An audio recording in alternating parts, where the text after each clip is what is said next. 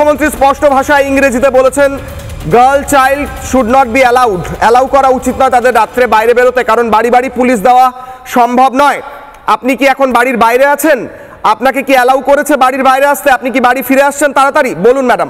দেখুন, মুখ্যমন্ত্রী তার কথা বলে প্রমাণ করে দিয়েছেন যে এই পশ্চিমবঙ্গের নিরাপত্তা, মহিলাদের নিরাপত্তা দিতে তিনি ব্যর্থ, এবং সেই জন্যই তিনি এই কথা বলেছেন। আমি প্রশ্ন করতে চাই, যারা যুদ্ধক্ষেত্রে যারা যুদ্ধ করছেন, যে মহিলারা মানুষ এই দেশকে রক্ষা করছেন, যারা ডাক্তার, যারা নার্স, যারা রাত্রে জেগে থেকে পরিষেবা দিচ্ছেন এই বিভিন্ন মুমূর্ষ রুগীদের, যারা প্রত্যেক দিন পুলিশ, আমি প্রশ্ন করছি এই পুলিশ মন্ত্রীকে, যে মহিলা পুলিশ আপনারা রেখেছেন মহিলাদের সুরক্ষা দেওয়ার জন্য, তারা কি করবে? তাদের কি রাত্রে কোনো কাজ থাকবে না? তারা কি পরিষেবা দেবে না? প্রথম প্রশ্ন আপনাদের কাছে, এই মুখ্যমন্ত্রীর কাছে আমি করতে চাই।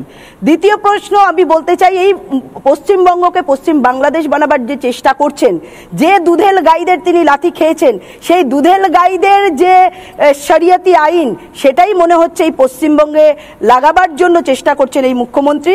সেই জন্য তিনি বলছেন যে রাত্রিবেলা মহিলারা বেরোবেন না।